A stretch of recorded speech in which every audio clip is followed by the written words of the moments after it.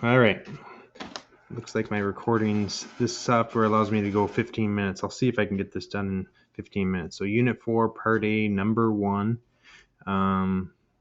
So that's the one about you've got water flowing into a small tub at a rate.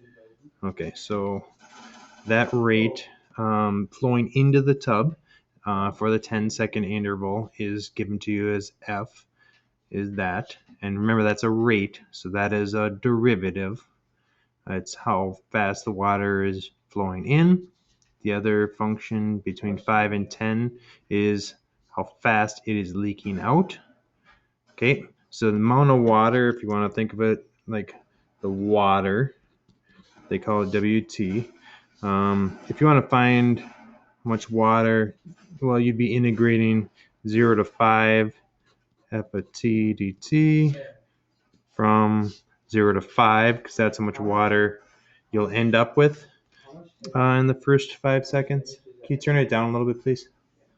And then at between 5 and 10, we are flowing in, but we're also leaking out. So that's like flowing in minus the leaking out. So that's how you can think of it. So amount of water, we're gaining water, and then between 5 and 10, we're gaining and we're losing. So that's how you figure how much water is. Okay, so part A says at time equal to 3, there are 2.5 cubic feet of water in the tub. Okay, so part A, so that'd be W of 3 equals 2.5. Write an equation for the locally linear approximation of W at T equals 3. Okay, so you're just finding the equation line tangent the curve at that point. Now, I think they provide their answer in a linearization equation. Well, linearization is still just the equation of line tangent the curve at a point. So linearization is f of a plus f prime of a times x minus a. We went over that, but I told you over and over again, all you're doing is find the equation of line tangent of the curve. So if I've got a function that looks like this is our linearization, or that is our equation line tangent to the curve. So we can approximate, like if we know that our linearization at that point, if I wanted to approximate at this point, this is what your answer would be. Like that y value, the linearization at that point would be an approximation. It's not exactly going to be correct, but it's assuming it's going to be pretty close to what the curve would be at that point, just because in a pretty small interval, a line usually approximates a curve pretty well. I exaggerate a little bit just to show you, but that's your approximation. Okay, so we want to know, we have our ordered pair. Now we want to find what the rate of change is at that point. Okay, so we know that W prime of 3 is really just F of 3 because it's flowing in at that point. This is the only rate we have to worry about. The first 5 minutes or seconds, probably minutes. Okay, so F of 3, you figure that out on your calculator, 0.9040989, something like that. Okay, so that's our slope. Then you can y equals mx plus b if you want. Y equals mx plus b. My y is 2.5. My m is 0.904089. Remember, go as far out as you can on your calculator. Don't round yet. Times x, which is 3, plus b. So b ends up being 2.5 minus that stuff. I don't know what the answer is. Okay, so that's our equation. I should probably figure that out.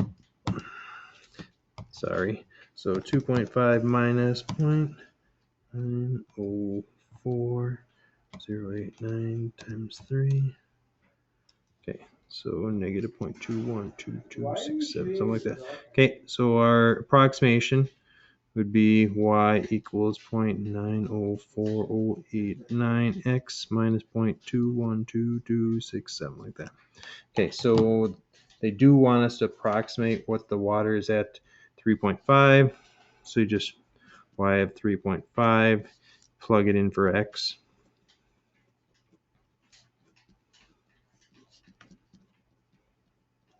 And we get our answer. I'm looking at their answer. They get 2.952 cubic feet, or feet cubed. Okay, if you did the linearization style, you would get the same answer. This is just another way of doing it. This is what you remember doing, hopefully. The linearization, a lot of people are going to have a hard time remembering that equation. So just knowing what a linearization is helpful, and you just do it, find the equation line.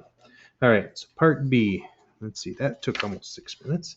Part B says find W double prime of 8. All right, so B, W prime of 8. Okay, so at 8, we are in our second interval here.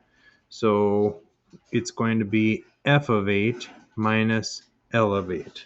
So, but it's a second derivative. So it'd be F prime of 8 minus L prime of 8. And that's just done on your calculator, probably. I wouldn't do it by hand. You could just just type that in your calculator. You could do the whole equation, like inverse tangent minus then all that stuff. Plug that in and then calculate derivative at 8. In the book, or not book, but the answer guide gives you negative 0.183 or negative 0.182. So the reason they accept either of them, you can round down. You can always round down at the end, or you can round up if it pertains to it. So like if I got 2.6487 and whatever else. Okay, so they will accept if you just truncate your answer and just go out 3 places, even though the actual answer would be 2.649. So they'll allow you to round down after you've done everything and you get your final answer, or they'll allow you to round up if you're supposed to round up, which you are in this case. Okay, so that's why there's 2 different answers that they will allow. All right, moving on to, in the units there, so it's the second derivative of water in the tub. So the first derivative of water would be the rate in which the water is changing. Well, we're doing the second derivative, so that means the rate of the rate. So it's basically an acceleration. So it'd be the rate in which the rate of the change. So it'd be feet cubed per minute squared, or per minute, however you want to write that. All right, part C. That was okay. We're doing all right. We're a little over halfway done. Oh, might have to be 2 videos. All right. So part C. Where is part C? I'm looking. Oh, okay. So still looking for the question. Wasting valuable time. Okay, is there a time t for between 5 and 10 in which the rate of change of the volume of the water in the tub changes from positive to negative? Okay, so rate of change in the water in the tub. So we said that the way it's defined between 5 and 10 would be f of t minus L of t.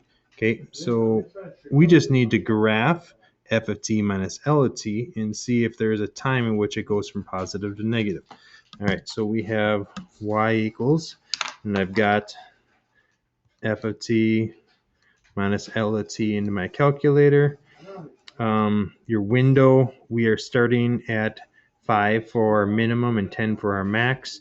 And the y's I just made from -1 to 1. And I graph it.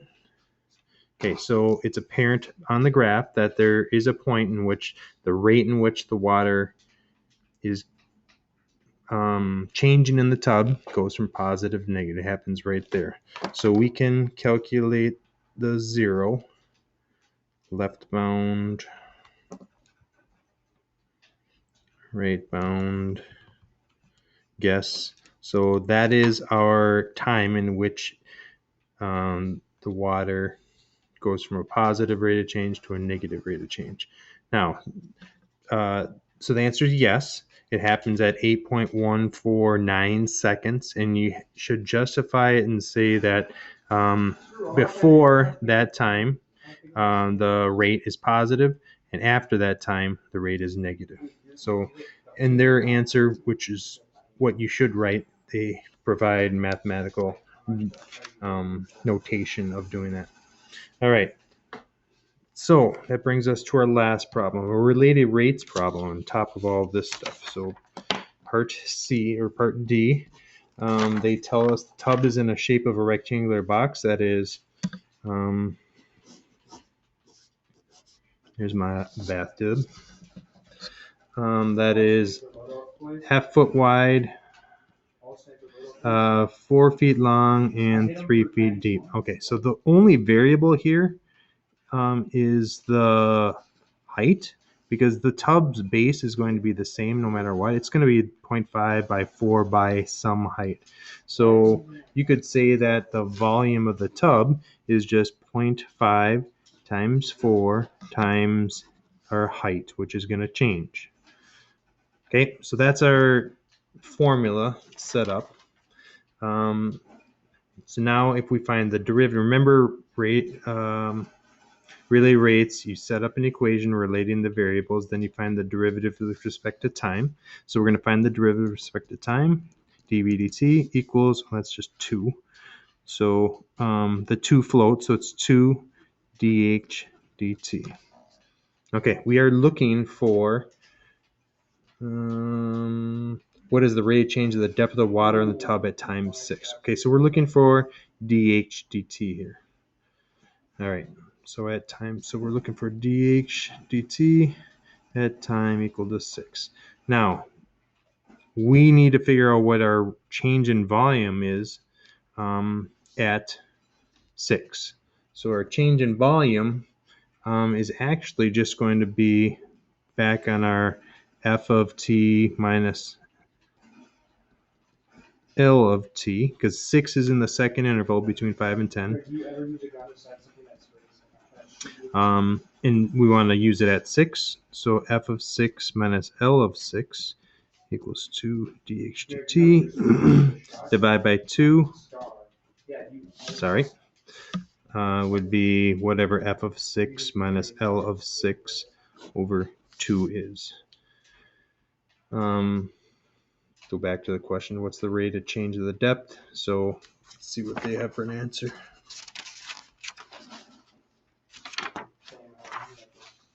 All right, so they get 0.5005. Oh, then divided by 2, we get 0.250. So that's our change in volume at time equals 6. All right, hopefully that makes sense. And I did it under 14 minutes.